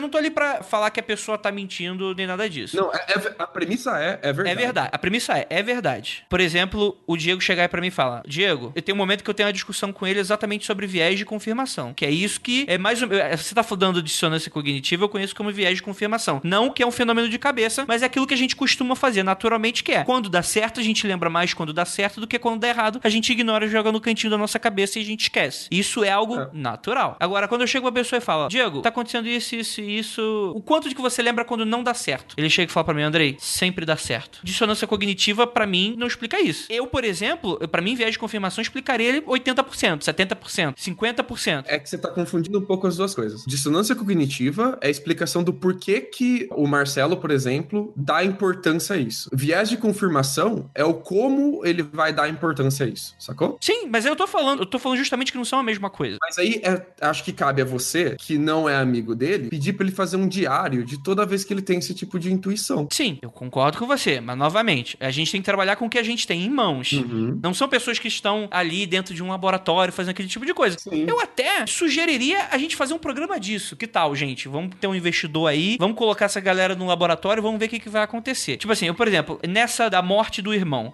ninguém sabe que vai morrer, a não ser se for um suicídio. Morreu de acidente. Onde é que entra o viés cognitivo aí? Da morte do primo da Marcela. Cara, então, quantas vezes ela já não deve ter sentido que as pessoas da família dela vai dar ruim, vai ter alguma coisa errada que não vai rolar? Eu não sei, cara. Eu não tenho como saber, eu não sou ela. Não, tudo bem. O que a gente tem como saber é o que ela relata, cara. E se o que ela relatou, ela teve essa intuição e aconteceu, putz, cara, bom pra ela que tem essa intuição ou mal pra ela que tem essa intuição, vai da maneira dela que ela vai aprender a lidar com isso. Mas você não acha que, por exemplo, por mais que tenha isso aí que você falou, você não acha que uma pessoa consiga fazer a separação quando não dá certo e quando dá certo? E notar coincidências quando você tem aí um número baixo de acertos? Não, e eu vou te dar 2 explicações do porquê que a gente não tem essa capacidade. A gente tende a dar explicações conscientes a decisões que a gente toma de forma inconsciente. O nosso inconsciente são as informações e processamento de informação que acontece sem que a gente seja capaz de perceber. Tá acontecendo na nossa mente e a gente não tá percebendo o tempo todo. A consciência é a influência que a gente vai receber disso depois. Então, a gente não sabe o que tá rolando no nosso inconsciente, mas isso vai ter uma influência no nosso consciente e isso a gente sabe, tudo bem? Uhum. Quando a gente tenta dar explicação consciente para informação ou processamento de informação inconsciente, a gente não é capaz de interpretar o que tá acontecendo lá de forma correta ou não. Andrei, se eu te digo assim, o resultado de uma conta é 100, qual que é a conta? Você não tem como dizer qual que é a conta. Então eu não sei quais são os processos inconscientes que estão acontecendo na cabeça da Marcela, por exemplo, para ela chegar a essa conclusão até essa intuição, mas estão acontecendo de forma inconsciente. E a gente cria explicações e memórias depois que a gente já tomou uma decisão de que uma coisa é verdade. Tem um experimento muito legal, Andrei, que eles colocam as pessoas na cadeira com um leitor na cabeça deles para ver o que tá acontecendo no cérebro deles e só pede pra pessoa apertar o botão esquerdo ou direito, esquerdo e direito. E a pessoa vai apertando o botão esquerdo ou direito conforme ela quer, sem motivo nenhum, esquerdo ou direito. E a gente relata, a gente percebe depois que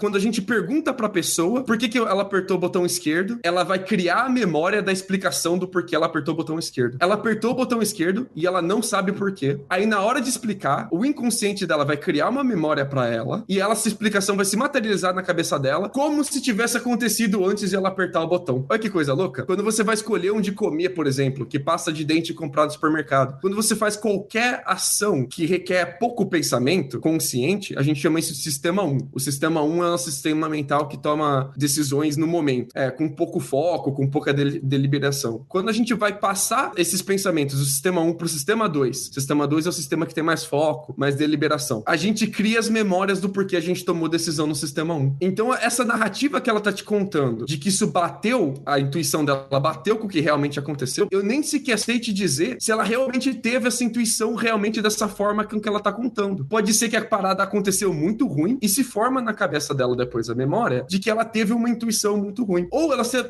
teve alguma ansiedade naquele dia, por exemplo, e depois que aconteceu algo muito ruim, a memória que ela vai ter dessa ansiedade é que essa ansiedade foi uma intuição relacionada à coisa que tá muito ruim, sacou? Uhum. Eu não tô dizendo que a Marcela é maluca, eu não tô dizendo que o Marcelo é maluco, eu tô dizendo que eu faço isso, você faz isso, a Ju faz isso, todos nós fazemos isso. A gente tem memórias do porquê a gente faz as coisas que surgiram depois que a gente realmente já fez as coisas. E por isso que é muito perigoso a gente passar pra frente esses relatos de uma forma com uma causalidade tão determinística. Uhum. Porque a gente nem sequer sabe como essas coisas se concretizaram na nossa mente. Quer ver um exemplo perfeito disso? É quando o Marcelo, ele fica dizendo que ele fica mal na companhia de alguém que não se sente bem. E ele diz que, nossa, essa pessoa não tá se sentindo bem, eu me sinto muito mal, sou sensitivo. Cara, eu acho que todos os ouvintes que a gente tem, uns muito mais, outros muito menos, vão ter algum nível de empatia e vão se sentir mal quando eles escutam uma história de algum amigo que tá se sentindo mal. Cara, quando eu escuto meus amigos contando que eles estão mal, eu fico um pinto no lixo.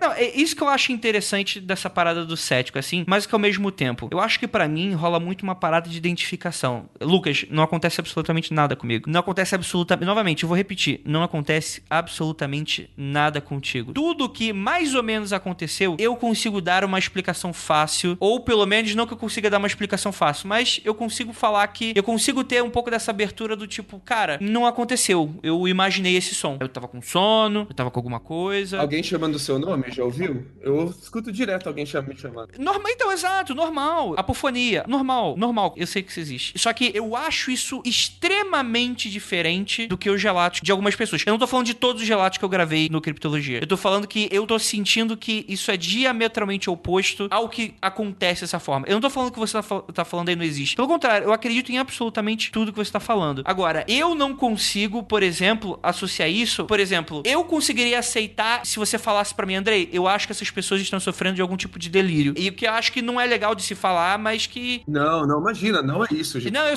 sei que não. Eu não tô falando que você tá falando isso. Mas pra mim, soaria mais fácil de acreditar que seria algum tipo de delírio, porque as pessoas, elas falam das experiências com uma riqueza de detalhes que eu, quando eu tenho alguma coisinha que eu fico extremamente na dúvida, eu facilmente descarto.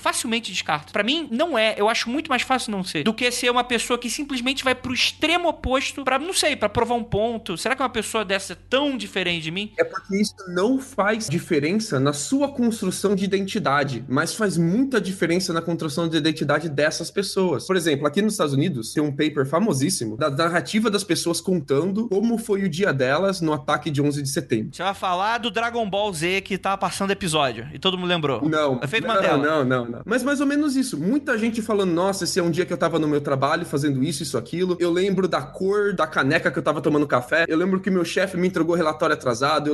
Lembra com uma riqueza de detalhes impressionante, que depois você vai descobrir que a pessoa nem tava trabalhando naquele lugar ainda, sacou? Por quê? Porque o 11 de setembro tem uma importância significativa na construção de identidade dessa pessoa que tá contando esse relato. Então, depois a pessoa já foi pensando nisso, foi explicando isso, foi conversando sobre isso, e essa memória foi se formando. Memória é a parada mais volátil do universo. Cara, eu achava que eu tinha dado aula de uma parada pros meus alunos, que eu tinha certeza que eu tinha dado, e nenhum dos meus alunos nunca tinha ouvido falar. Mas na minha cabeça, eu juro pra você, eu sei que roupa eu tava vestindo, eu sei que tênis eu tava usando, porque ser professor pra mim é importante. Tudo bem, eu concordo absolutamente com você. Mas de um mundo de aulas que você deu, você achou que deu uma quando não deu. Beleza, formação de identidade, super. Explica 5% das aulas que você deu, que você achou que deu e que nunca deu. Você confundiu a leitura de um relato pela internet, você achou que tava dando aula daquilo, criou a memória e tal. Eu acho isso, às vezes, diametralmente oposto com quando uma pessoa fala que tem esse grau, esse nível de relatos. E quando eu falo que eu tô falando grau e nível, eu sei que isso não dá pra a gente colocar parâmetros aqui. E é muito difícil falar sobre esse tipo de coisa. Mas eu ainda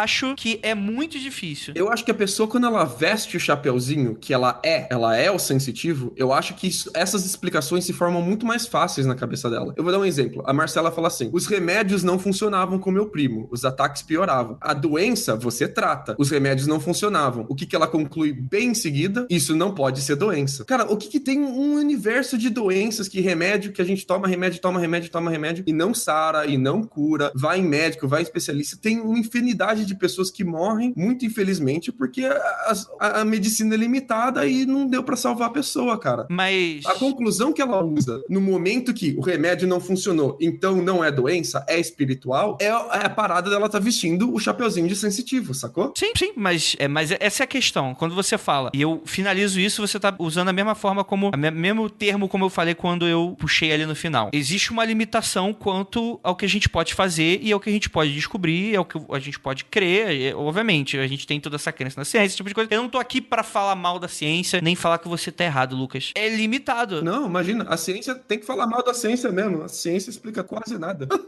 Não, mas existe uma limitação. E eu não vejo absolutamente qualquer problema em você chegar pro médico, que hoje é o epicentro da ciência biológica, médica, em que você fala, cara, quando um médico que é esse ápice não vai resolver a situação e a pessoa fala, beleza, então é espiritual, eu absolutamente não consigo ver absolutamente qualquer problema nisso. Pelo contrário, eu acho que é muito mais fácil a gente encarar essas incertezas dessa forma e não tem como eu falar que isso é um problema, porque se a ciência, se o conhecimento humano, a gente não atingiu aquilo ainda, vá que a gente ache no futuro, beleza, só que a gente não pode contar com incerteza. Afinal, se a gente tá contando com incerteza, eu acho que existe a incerteza de contar com o sobrenatural da mesma forma, que é crença. Mas, cara, não é problema o Marcelo achar que ele é sensitivo. Não tem nenhum problema a Marcela achar que é... Não tem nenhum problema, gente. Nenhum. Sim. É que quando... Não, calma aí. Não, eu sei disso. Eu te conheço, Lucas. Eu sei de quando você tá falando assim. Eu sei que não existe qualquer forma de depreciação nisso que você tá falando. Sim. Absolutamente eu sei isso. Mas você entende que vai chegar um cara que vai pegar o seu discurso, vai chegar pra uma pessoa que provavelmente vai estar passando por um problema, o médico não vai ajudar, e o cara vai chegar, não, isso aí é uma dissociação cognitiva, e acabou.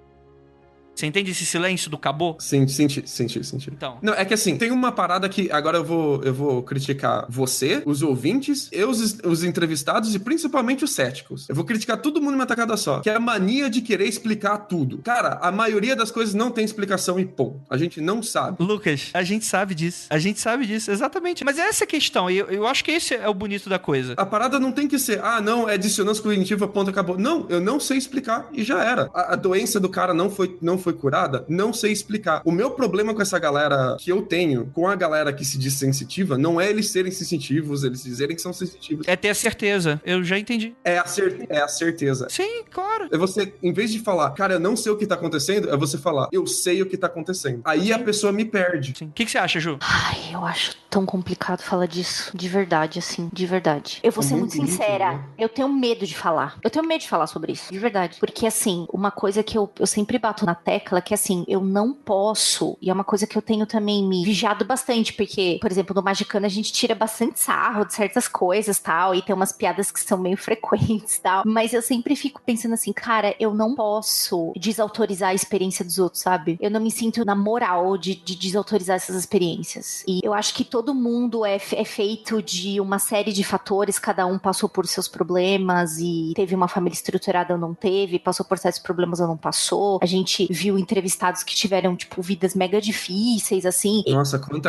história, né, cara? Sim, é uma coisa assim, e eu fico muito, eu juro mesmo, eu fico desconfortável com essa pergunta, Andrei, eu não sei responder. Eu acho que eu tenho medo de responder e parecer que eu tô desautorizando alguém. É porque é muito íntimo, né?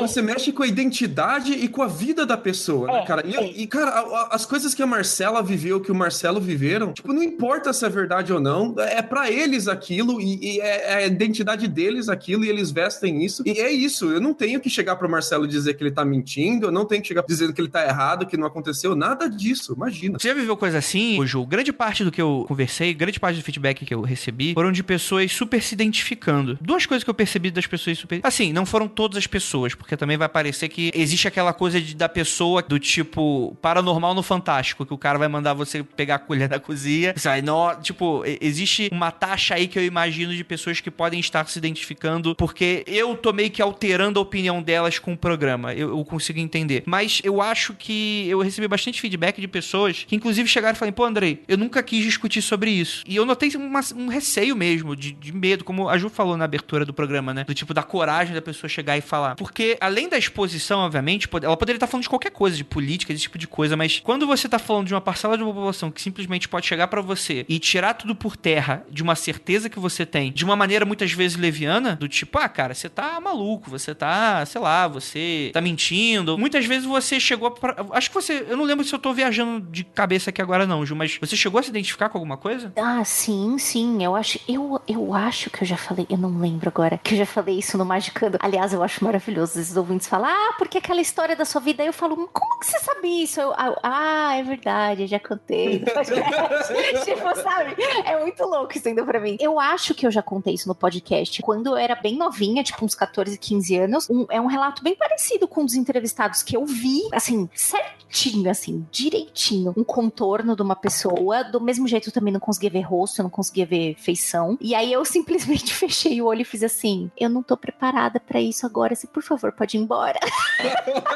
Assim, tipo, pedi com toda a educação, assim, porque eu falei, cara, eu falei real mesmo, eu não vou saber lidar com isso. E aí quando eu abri o olho de volta, sumiu. E isso era uma coisa que, na realidade, tinha voltado, e sempre volta, na real, entendeu? Isso que é foda, porque eu sou muito cara de pau e eu não vou atrás. Mas a minha mãe chegou a me levar em benzedeira quando eu era criança, benzedeira roots mesmo, de me benzer com galinho e fazer oraçãozinha no pé da orelha, porque eu via muita coisa quando eu era pequena. Então, quando as pessoas começam a contar, e eu acho que é por isso que eu falo, caralho, que coragem, né, que a pessoa tem de contar tanta história, assim, da vida dela, é porque por muito tempo eu não contei isso pra ninguém, porque eu me achava muito louca. Eu falava, nossa, eu devo ser doente da cabeça, porque ninguém vê isso, nenhum dos meus amiguinhos conta uma história parecida com isso, sabe? Eu lembro que a primeira vez que a gente conversou sobre criptologia foi até naquele piloto que eu lancei que não existe mais, que tem os relatos do Marcelo, que você chegou, eu lembro que você ficou muito impactada com essa coisa que ele tava toda hora, poxa, eu acho que eu sou louco, eu acho que eu sou louco, eu acho que eu sou louco, eu acho que eu sou louco. E tu fala, e você desesperada. É o perigo de você ficar julgando as pessoas, né, cara? Você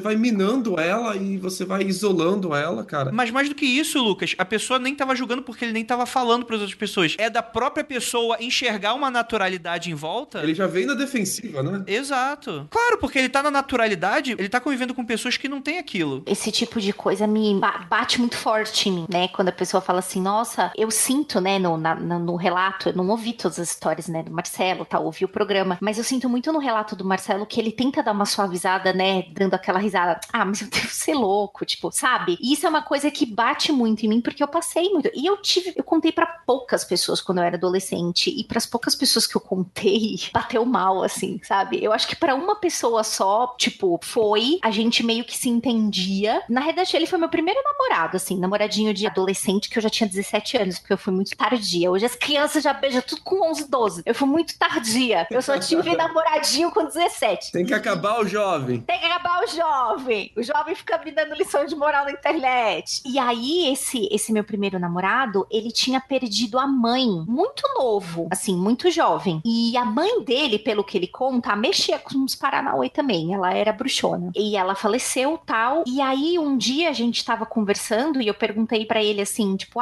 eu nunca vou saber dizer pra você o que é viver sem mãe, porque eu não imagino me vivendo sem o carinho da minha mãe. E aí, nossa, eu acho que eu nunca contei essa história pra ninguém, mas eu tô contando agora. Ele encostou a mão em mim e eu senti um negócio tão, como se todas as desgraças do mundo tivessem acontecido comigo. E eu comecei a chorar. E aí ele falou assim, tá vendo? É assim que eu me sinto todos os dias, quando eu penso nela. Eu nunca vou me esquecer disso. Foi uma das minhas primeiras experiências, assim, que eu não posso explicar o que tá acontecendo, né? A gente pode falar sobre um monte de coisas que podem ter me causado isso. Pô, você já tinha uma intimidade com ele já falava muito que ele sentia falta da mãe e tal. Mas eu nunca vou me esquecer da sensação que eu tive. Eu nunca senti uma tristeza tão grande quanto eu senti naquele dia. E aí eu comecei a chorar e ele fez assim, é assim que eu vivo todos os dias quando eu penso nela. E aí eu fiz assim, o que tá acontecendo? acontecendo? E aí ele fez assim, não, eu meio que passei pra você o que eu sinto. E ele também é que hoje, na época, a gente não conversava muito disso, acho que a gente era muito novinho e tal, mas isso pra mim foi muito impressionante. Então, quando eu ouvi os relatos, eu falei, caralho, bicho, tipo, eu queria muito sentar com essas pessoas, assim, pra tomar um café Queria e dar segurar. Um abraço nelas, né, Juliana? Tipo, pelo amor de Deus. segurar as pessoas, assim, tipo, segurar na mão das pessoas e falar assim, cara, você não tá louco, porque aconteceu uma coisa muito parecida comigo e a gente não tá louco, ó, a gente tá aqui e tá conversando e tá tomando cafezinho, sabe? Tipo, eu me dá um negócio assim. E realmente, Andrei, você tem toda a razão. Eu fiquei bem tocada por esse relato. Quer ver um que me pegou de jeito e me fez chorar 2 da manhã ontem de noite? Culpa do Andrei que faz eu ficar maratonando as coisas? Quando eu mandei áudio no WhatsApp e falei que a pizza tinha acabado, você chorou demais na madrugada, eu lembro. A Marcela diz assim, ó. Como é que fica a cabeça da minha tia, que é crente, sabendo que o filho se matou? Dizendo que ele se matou de propósito. É muito contraditório. Como é que Deus deixa isso acontecer? Ela se apegou à religião pra não enlouquecer. No que ela falou isso, eu me desabei. Eu comecei a chorar feito uma criança no meu quarto. Porque eu já perdi ente querido e eu já tive ente querido que se apegou à religião também pra enlouquecer. E todo o filme me passando também na minha cabeça, pensando na minha família, nos meus queridos, e sentindo o mesmo aperto que ela tava sentindo ali na hora que ela contou a história. E quem sou eu pra dizer que ela não sentiu aquilo? Quem sou eu pra dizer que ela não teve as intuições dela? Quem sou eu pra dizer que a tia dela tá errada de se apegar à religião? Tem mais é que se apegar mesmo. Você tem que achar os mecanismos de lidar com esse tipo de situação difícil que vão te trazer mais paz pro seu coração, cara. Então, tipo, eu fico com o pé atrás, eu fico com receio com os relatos. Tem parte que os relatos, eles me perdem um pouco, porque eles dão umas explicações muito definidas, muito certeiras, muito causais para umas coisas que são muito abstratas, muito incertas, muito duvidosas, mas não cabe a mim desmerecer a experiência dela, sacou? Fica aí a mensagem.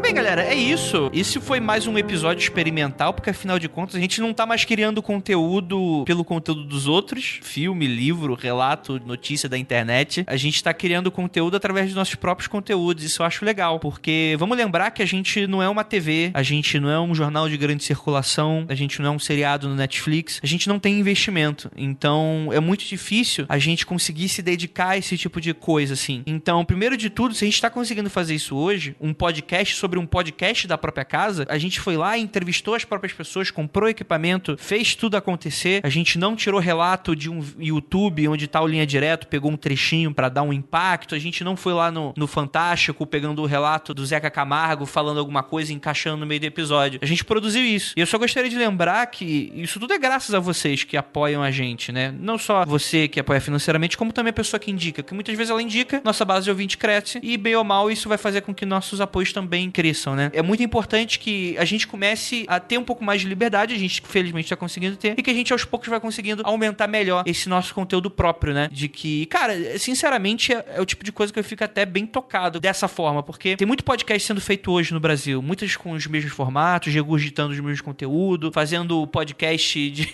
MDM, fazendo um podcast de 3 horas de um trailer de 2 minutos, de um teaser trailer do GIF do Aquaman. Não é uma crítica, eu tô só brincando com relação a isso. Infelizmente, a gente tá conseguindo fazer um conteúdo através de algo próprio, né? Que a gente tá montando aqui. Isso, cara, isso pra mim é um marco, a gente tá conseguindo fazer isso dessa forma. E, obviamente, a gente faz isso também com o que aconteceu comigo, graças a vocês, mas é legal ter esse feedback todo que a gente tá tendo, né? Então, eu gostaria muitíssimo de agradecer a Juliana e eu gostaria que ela deixasse uma mensagem final pra quem se identificou como sensitivo.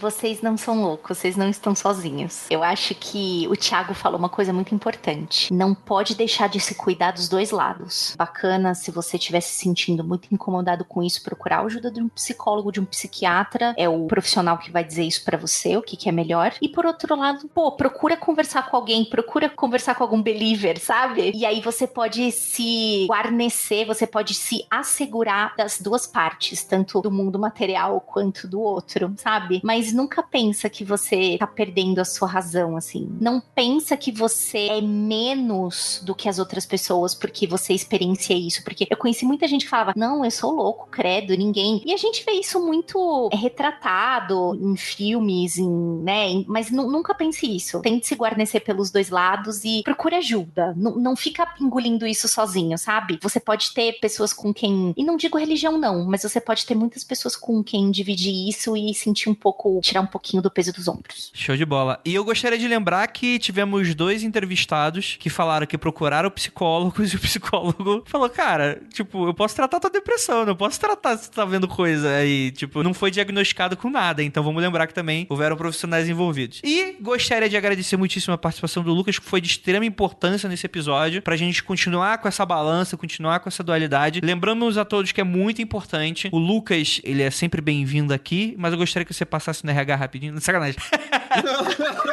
Sinuca de bico que você me colocou nesse episódio, hein? Não, eu só gostaria de lembrar aos ouvintes que, assim, é de extrema importância a opinião e a presença do Lucas nesse episódio. Ele foi escolhido a dedo pra participar, justamente pra fazer o papel que ele tá fazendo aqui hoje. Pra lembrar que a gente também vai precisar muito ter pé no chão, né? Quando a gente fala de identidade, a gente tá muito falando sobre isso. Então, gostaria muito de agradecer. Eu só tô dando essa explicação pra ninguém dar rage no Lucas, não, tá bom, galera? Pega leve com ele. O Lucas tá no meu coração. Não, pode tacar pedra, pode tacar. Tá tudo bem. Pode não. Quem tacar pedra, eu vou comer o cu nos comentários. Fica aí o aviso. Sacanagem. Fica à vontade, deixem as críticas construtivas, esse tipo de coisa. E eu tenho certeza que qualquer crítica construtiva que vá ser feita a mim, ou a Ju, ou ao Lucas, a gente vai estar lá pra conversar com você, tá bom? Se você não for uma pessoa tóxica, horrível e um babaca, aí a gente tá lá disponível pra conversar com todos vocês. Então eu gostaria muitíssimo de agradecer ao Lucas. Lucas, deixa aí sua mensagem final pra quem anda perdido na vida. Pratique o sexo saudável. Brincadeira. Pratique o ceticismo saudável, galera. Não seja um babaca. Você não precisa acreditar em tudo e concordar com tudo pra tratar as pessoas com carinho, com respeito, se simpatizar com elas, sentir empatia pelas histórias. Escutam Criptologia que tá show de bola. Sim. E vamos lembrar a todos que o Mundo Freak, ele apoia a diversidade muito, porra. Só o formato do programa já dá essa dica pra vocês, entre céticos e believers. Não tem qualquer problema a pessoa ter uma opinião e ter uma decisão diferente da sua. O que a gente sempre prima é pelo respeito, pelo diálogo, pela saudabilidade da coisa toda. Então, muito obrigado pra todos vocês que ficaram até aqui. Gostaria de agradecer e é aquilo. Não olhe para trás.